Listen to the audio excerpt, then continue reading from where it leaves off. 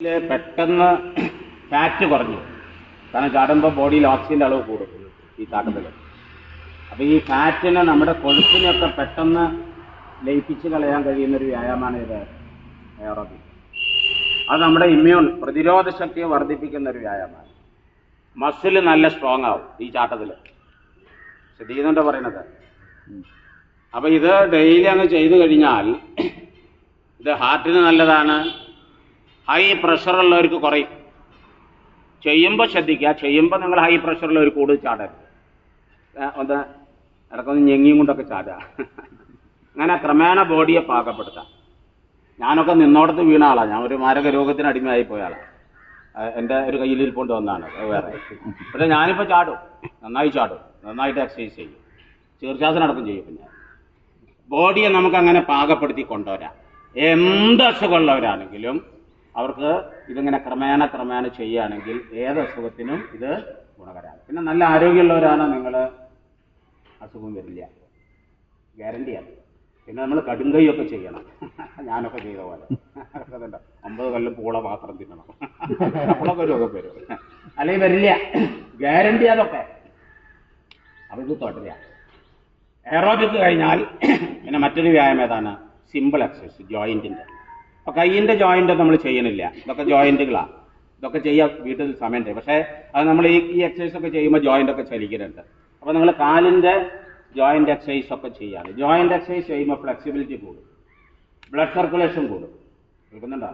മാത്രമല്ല ഓയിലിംഗ് നടക്കുകയാണ് അവിടെ. ഇപ്പം നമ്മൾ ഇരുമ്പ് തുരുമ്പൊടിക്കാതിരിക്കാൻ എന്താ ചെയ്യുക? ഓയിൽ. ഇപ്പം നിങ്ങളിത് ചെയ്യുമ്പോൾ അവിടെ ഓയിലിംഗ് നടക്കുക. ഇത് ചെയ്യുമ്പോൾ ഓയിലിംഗ് അവിടെ ഒരിക്കലും നിങ്ങൾക്ക് മുട്ടുവേദന വരില്ല. കേൾക്കുന്നുണ്ടോ പറയണത്? ഈ മുട്ടിൻ്റെ എക്സസൈസ് പല ടൈപ്പ് ഉണ്ട്. ഇവിടെ ഇപ്പം നിങ്ങളെ അരമണിക്കൂർ കൂടുതൽ കിട്ടുമോ? നല്ല രസമായി പോയി. ഇപ്പൊ സിനിമ പോലും 3/4 മണിക്കൂറാക്കിക്കൊണ്ടിരിക്കുക. എന്നിട്ടല്ലേ വ്യായാമത്തിന് ആളെ കിട്ടില്ല. അപ്പൊ അതുകൊണ്ട് ചുരുക്കിയിട്ട് ഇത് ഡിസൈൻ ചെയ്താണ്. അപ്പൊ ഈ ജോയിന്റ് ഇതൊന്നും നമുക്ക്, ഇതൊക്കെ ഡെയിലി ചെയ്യുന്ന ഒരാളാണെങ്കിൽ നടുവേദന വരില്ല. വന്നു കഴിഞ്ഞാൽ ശ്രദ്ധിക്കുക. വന്നു കഴിഞ്ഞാൽ ഭക്ഷണമൊക്കെ ഒന്ന് മാറ്റി പിന്നെ അത് കുറേശ്ശൊക്കെ ചെയ്ത് ബോഡിയെ ഫിറ്റാക്കുക. തോള്, കഴുത്ത്, സ്പോണ്ടിലിസിന്റെ സുഖമുള്ള ആളുകൾക്ക് മുഴുവൻ കാരണം ഈ കഴുത്തിന്റെ എക്സസൈസ് ചെയ്യാത്ത. കഴുത്തും ഷോൾഡറും കൂടി ചെയ്താൽ മതി. അപ്പൊ ഷോൾഡറിന് പക്ഷേ നിങ്ങളിതൊക്കെ ചെയ്യുന്നുണ്ട്, ഷോൾഡറൊക്കെ ചെല്ലിക്കുന്നുണ്ട്.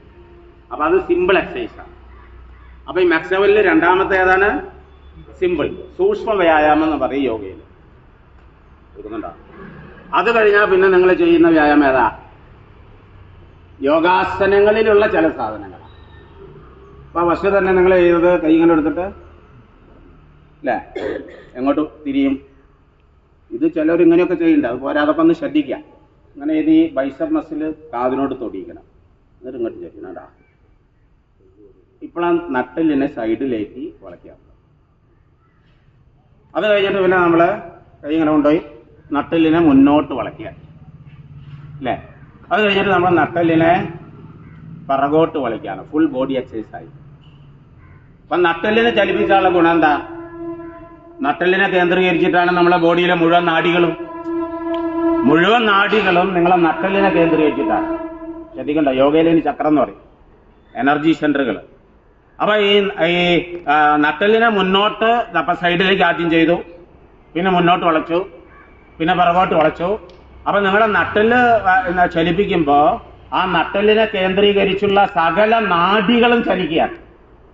ഈ നാഡികൾ മുഴുവൻ നമ്മുടെ ശരീരത്തിലെ ഹാർട്ടായിട്ട് കണക്റ്റഡ് ആണ്, കരളായിട്ട് കണക്റ്റഡ് ആണ്, കിഡ്നി ആയിട്ട് കണക്റ്റഡ് ആണ്, ബ്രെയിനായിട്ട് കണക്റ്റഡ് ആണ്. അപ്പൊ മൊത്തം അവയവങ്ങള് ഇപ്പൊ ഇവിടെ നിങ്ങൾ ഈ മുന്നോട്ട് വളയിലും തിരിയലിലും നടന്നു ചെയ്യുന്നുണ്ടോ? അതിന്റെ കൂടെ നിങ്ങൾ പ്രാണായാമം ചെയ്യും. പ്രാണായാമത്തിന്റെ ഒരു ലളിതവൽക്കരിച്ച രൂപം മാത്രമാണ് അത്. കേൾക്കുന്നുണ്ടോ? അപ്പൊ കൂടുതൽ താല്പര്യമുള്ള ആളുകൾ ഇത് പിന്നെ കൂടുതൽ താല്പര്യത്തിൽ ഈ യോഗയൊക്കെ അല്ലെ ഈ പിന്നെ മെക്സവനൊക്കെ ചെയ്ത് കൂടുതൽ അറിയണമെന്നുണ്ടെങ്കിൽ അത് പഠിച്ചോളെ. ഇപ്പം യൂട്യൂബിലൊക്കെ ഇഷ്ടമായിരുന്നു, എവിടെയും പോണ്ട. ശ്രദ്ധിക്കുന്നുണ്ടോ പറയണത്? അപ്പൊ ഈ ബ്രീതിങ് എക്സസൈസ് ശ്വാസകോശം മുഴുവൻ നിറയാണ് ഈ ആക്ഷനിൽ. ശരിക്കും സാധാരണ നമ്മൾ ചെയ്യാം, അതിന് അത്ര ശ്വാസം കിട്ടൂല. പക്ഷെ ഈ വ്യായാമം ചെയ്തുകൊണ്ടാവുമ്പോൾ ബോഡി ചലിപ്പിക്കലുമായി, ഷോൾഡറിന് വ്യായാമമായി, കൈക്ക് വ്യായാമമായി, അതേപോലെ തന്നെ നിങ്ങളെ ബോഡിയിലേക്ക് മാക്സിമം പ്രാണവായു പ്രവേശിക്കുകയാണ്. പ്രാണനാണ് എല്ലാം. ശ്രദ്ധിക്കുന്നുണ്ടോ പറയണത്? എത്ര നിങ്ങൾക്ക് ബ്രീത്തിങ് എക്സസൈസ് ചെയ്തൊന്നും പോരാ, അതൊക്കെ കൂടുതൽ നിങ്ങൾക്ക് സമയം കിട്ടുമെങ്കിൽ വീട്ടിൽ പോയിട്ട് കുറച്ച് ബ്രീത്തിങ് എക്സസൈസ് ഉച്ചക്കും ചെയ്തോളൂ. ഇപ്പൊ ചെയ്ത സാധനമൊക്കെ ഉണ്ടല്ലോ, ഇതൊക്കെ വീട്ടിൽ പോയി ചെയ്യാം. വൈകുന്നേരം ചെയ്യാം, 2-3 നേരമൊക്കെ ചെയ്യാം. വായ തുറന്നിട്ടാണ് ഇവിടെ ചെയ്യണത്. അത് അതിന്റെ ലളിതവൽക്കരിച്ച രൂപമാണ്. വായ തുറന്ന് ചെയ്യുമ്പോൾ എന്താ വെച്ചാൽ പെട്ടെന്ന് കാർബൺ ഡയോക്സൈഡ് പുറത്തു പോകും, പെട്ടെന്ന് പോകും. അതുകൊണ്ട് പെട്ടെന്ന് എനർജൈസിങ് നടക്കും. പിന്നെ നമ്മൾ ചെയ്യുന്നത് ഇതിൽ എന്താണ്? മെഡിറ്റേഷനാണ്. മെഡിറ്റേഷന്റെ ഏറ്റവും ലളിതവൽക്കരിക്കപ്പെട്ട രൂപം. മെഡിറ്റേഷൻ എന്ന് പറഞ്ഞാൽ ഏകാഗ്രതയാണ്. ഏകാഗ്രത നിങ്ങളിപ്പോൾ 60, 59 അത് ഈ ചാടി ഉടനെ ചെയ്യുമ്പോൾ തുടക്കക്കാർക്ക് ഒരു ബുദ്ധിമുട്ടുണ്ടാവും, ചെറിയ കിതപ്പ് ബാക്കി നിൽക്കും. അതുകൊണ്ട് ഇത് പെട്ടെന്ന് അങ്ങോട്ട് കോൺസെൻട്രേഷൻ കിട്ടില്ല. പക്ഷേ ഞങ്ങൾ കുറേ ആയാലും ഇപ്പോൾ ചെയ്യുന്നത്, ഇപ്പോൾ ഏകദേശം കൈ ഉണ്ടാവും. അത് ചെയ്യുമ്പോൾ അതിൻ്റെ ഗുണം എന്താ വെച്ചാൽ നമ്മുടെ ബ്രെയിനിൻ്റെ മുൻഭാഗമുണ്ട് ഒരു പ്രീ ഫ്രണ്ടൽ പാർട്ട് എന്ന് പറഞ്ഞാൽ, പ്രീ ഫ്രണ്ടൽ പാർട്ട് ഉണരുക എന്ന് പറഞ്ഞാൽ അത് നമുക്ക് മെമ്മറി പവർ കൂടും, ഏകാഗ്രത കൂടും. കുട്ടികൾക്കൊക്കെ, പഠിക്കുന്ന കുട്ടികൾക്കൊക്കെ ഈ ബ്രെയിനിൻ്റെ മുൻഭാഗത്തെ ഉണർത്താൻ നല്ലതാണ്. മാത്രമല്ല മെഡിറ്റേഷൻ നമ്മൾ ഇത് നിങ്ങൾ കണ്ടിന്യൂസ് ആയിട്ട് 60 എന്നുള്ളത് വീട്ടിൽ പോയിട്ട് കസാര ഇരിക്കുക. ഇവിടെ ചെയ്യുന്ന അതേ സാധനം നിങ്ങൾ ഒരു 100-200 കീഴ്പ്പെട്ട് തുടങ്ങുക മതി, വേറെ ഒന്നും വേണ്ട.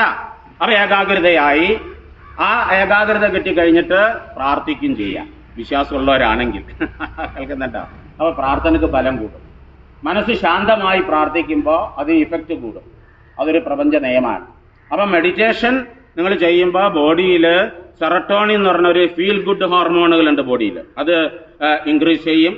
അതേപോലെ തന്നെ മെഡിറ്റേഷൻ ഇപ്പോൾ ഇവിടെ ചെയ്യുന്ന എല്ലാ എക്സസൈസുകളും നമ്മുടെ ബാഡ് കൊളസ്ട്രോളിനെ കുറയ്ക്കും. എന്നിട്ട് HDL, അതായത് ഗുഡ് കൊളസ്ട്രോൾ കൂട്ടും. ഇങ്ങനെ